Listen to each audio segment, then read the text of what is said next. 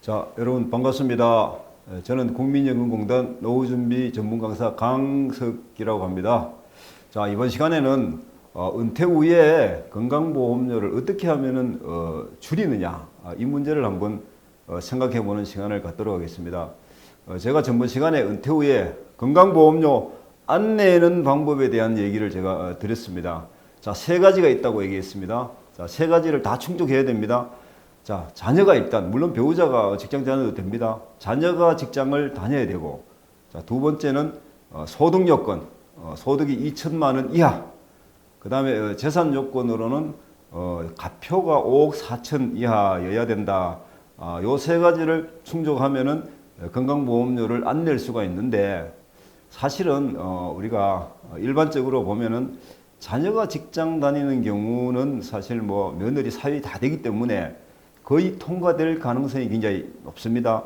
그리고 첫 번째 하고, 자, 세 번째도 재산 요건이 5억 4천이라고 얘기를 했는데 이게 가표다 보니까 공시지가로는 한 9억 정도 됩니다.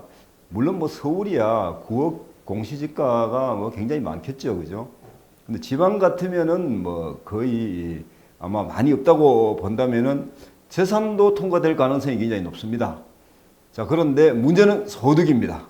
자, 은퇴 후에 여러분 소득은 연금 소득이 거의 주류를 이룬다고 보시면 되겠죠. 자, 그래서 2천만 원이 넘는 거, 공무원 연금 안 되죠. 군인, 사립학교 교직원, 우체국, 별정직 전부 다 안 된다고 보시면 되겠습니다. 그런데 국민연금은 어떻게 되느냐? 국민연금은 167만 원 되면은 안 됩니다. 근데 167만 원 안 되더라도 어떻습니까? 물론 올해는 되겠지만은 물가가 또 상승돼 갖고 연금이 오르면은 2천만 원이 넘겠죠. 그죠? 그래서 소득 때문에 안 된다. 자, 그래서 소득 때문에 안 되시는 분들은 영원히 피부양자가 될 수가 없습니다. 자, 그래서 제가 건강보험을 이제는 내지 않을 수는 없고, 자, 낸다면은 줄이는 방법이 뭐냐?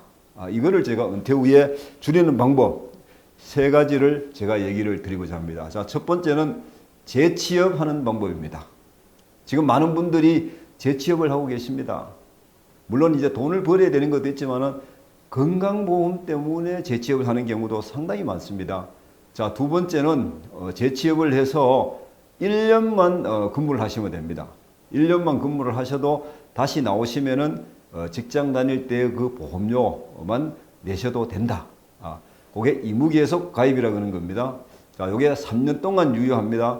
자, 세 번째는 이자 배당이 많으신 분들 1,000만 원 기준으로 보시면 됩니다. 1,000만 원 이하다 그러면은 뭐 그렇게 이자 배당 걱정 안 하셔도 되는데, 이자 배당이 1,000만 원 넘는다 그러면은 건강보험료가 영향을 미칩니다. 자, 그래서 세 가지를 제가 조금 사례를 들어서 좀 상세하게 설명을 드리도록 하겠습니다.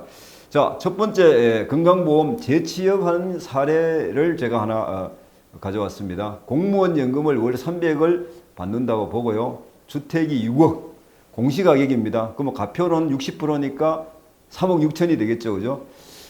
자, 이분의 지역가입자 건강보험료가 얼마 정도 나오느냐?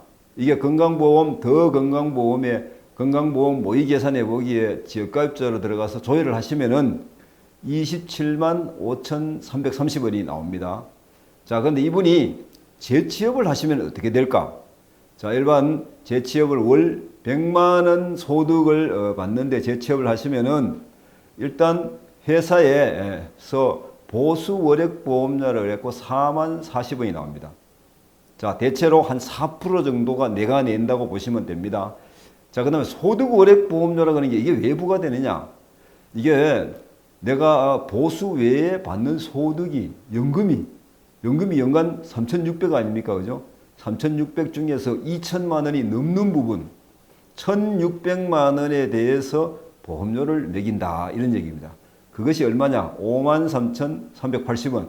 자, 그래서 이분이 재취업을 월 보수 100만 원에 재취업을 하시면은 93,420원을 돈을 내신다. 이렇게 보시면 됩니다. 자, 그래서 지역가입자로 계실 때 보다가 얼마를 더 절약을 합니까? 18만 1,910원 정도 절약을 하실 수 있다는 얘기입니다. 자, 그럼 왜 이런 현상이 벌어지겠습니까? 바로 지역가입자로 가시면은 우리가 재산에 대해서 부과하는 거하고 건강보험 직장가입자로 가시면은 재산에 대해서는 관여를 안 하기 때문에 이런 현상이 벌어진다. 그렇게 이해를 하시면 되겠습니다. 자, 두 번째 사례를 제가 한번 보도록 하겠습니다. 두 번째 사례는 이자 배당이 많은 경우가 있어요. 물론 이게 돈이 많으신 분이겠죠. 자, 이자 배당을 제가 연 한 1억 한 5천 정도, 주식 투자도 많이 하시고 또 돈이 많아서 예금도 많이 해놓으시고 그래서 여기서 발생되는 이자하고 배당, 이것이 예를 들어 1억 한 5천 정도 되시는 분, 제가 이분을 상담을 한번 한 적이 있습니다.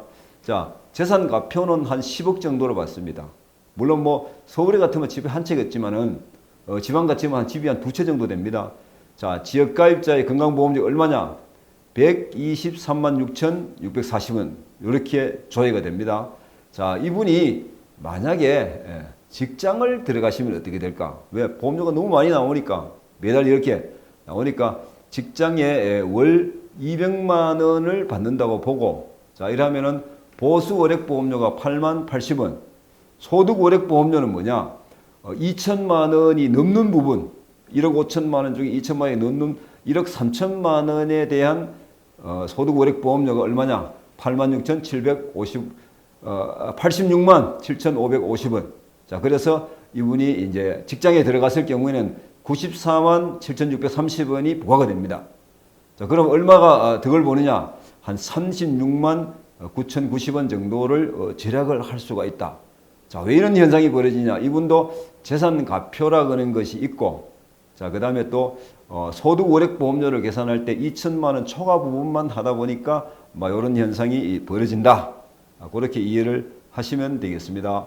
자, 그 다음에 의무계속 가입은 도대체 어떤 거냐? 좀 더 상세하게 얘기를 드리면은 직장을 퇴직하시고 나시면은 무조건 하고 직장에 내던 보험료와 지역에 내는 보험료를 비교를 합니다.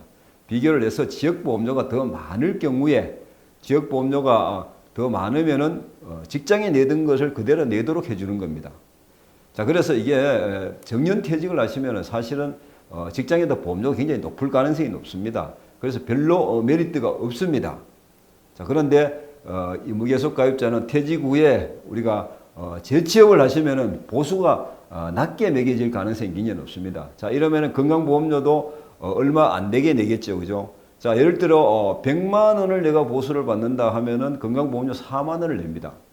다른 소득이 내가 없으면은 1년 이상만 근무를 하시면은 근무하시고 나오셔도 3년 동안 의무계속 가입을 하실 수가 있습니다. 그러면 얼마를 내느냐? 3년 동안 4만 원만 내면 된다, 이런 얘기입니다. 자, 그래서 의무계속 가입 제도 때문에 은퇴하시고 재취업하시는 분들이 요사이 많이 늘어나고 있습니다. 이게 물론 재취업에서 돈도 벌어야 되겠지만은 가장 큰 이유가 건강보험료 때문이 아니겠나, 이런 생각이 듭니다.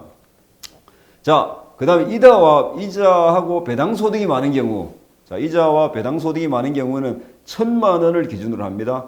1,000만 원을 기준으로 해서 1,000만 원보다가 적으면은 포함을 안 시킵니다. 안 시키고 1,000만 원이 넘으면 어떻게 되느냐? 넘는 부분에 대해서 그 소득으로 계산하는 것이 아니고 몽땅 계산합니다. 몽땅. 1,001만 원이다. 이자 배당 소득이. 그러면 1,001만 원 몽땅 우리가 소득으로 해서 건강보험료를 계산하시기 때문에 우리가 요거를 유의하셔야 됩니다. 자, 그래서 우리가 어떻게 하면 되겠습니까? 내가 1,000만 원 내외의 그 이자 배당 소득을 갖고 있다. 그러시면은 예를 들어 연말 정도 돼서 어떻게 하면 되겠습니까? 연말 정도 돼서 주식을 배당락이 떨어지기 전에 주식을 팔았다가 그 다음 해에 연초에 가서 주식을 사는 방법, 이런 방법도 하나의 방법이 되지 않겠나, 이런 얘기를 제가 드리고 싶고요. 자, 그러면은 또 한 가지 우리가 여기서 참고해야 될 사항이 한 가지가 있습니다. 자, 그는 뭐냐면은 우리가 퇴직하시면은 바로 그러면은 지역가입자로 가느냐? 그렇지는 않습니다.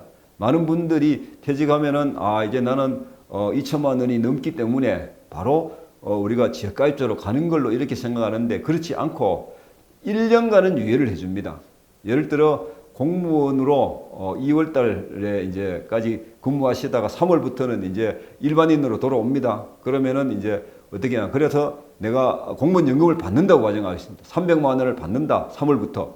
자, 3월부터 받는다고 해서 바로 지역가입자를 해서 지역가입자 보험료가 나오는 것이 아니고 1년은 피부양자로 만약에 자녀가 있다면은 만약에 자녀가 직장 가입자가 없다면은 방법이 없습니다.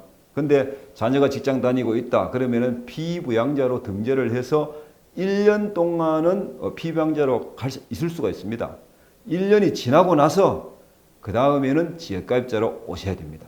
자, 그런데 피부양자로 계시다가 지역가입자로 오면은 지금 한시적으로 보험료를 경감해 주는 그 제도가 있습니다. 이걸 피부양자에서 지역가입자로 전환하는 분들에 대해서 너무 급격하게 지역가입자 보험료를 다 물게 하는 건 좀 그렇다. 그래서 뭐 첫해 80% 이게 이제 한시법입니다. 한시법. 2022년도부터 80%, 지금 2023년도에 한 60% 정도, 2024년도에 한 40% 정도 이렇게 감경을 해줍니다. 2025년도에 뭐 20%, 이게 2026년 8월까지만 이게 적용이 되기 때문에 그 이후에 뭐 퇴직하시고 뭐 피부양자로 계셨다가 넘어오신 분들은 해당 사항이 없습니다. 자, 그래서 일단 뭐 그런 감경 제도도 있다는 거 요거를 참고해 주시고, 제가 마지막으로 다시 한번 줄이는 방법은 재취업하시는 방법, 그 다음에 의무계속 취업하셨다가 1년만 근무하셔도 나오시면은 직장에 계시든 그 내등을 그대로 3년간은 유효할 수 있는 의무계속 가입 있다. 그리고 또 이자와 배당 소득이 많으신 분들은 뭐 이런 것도 1,000만 원이 안 되도록 이런 방법을 강구를 하셔갖고 건강보험료를 줄여서 행복한 노후가 되시길 바라겠습니다. 예, 감사합니다.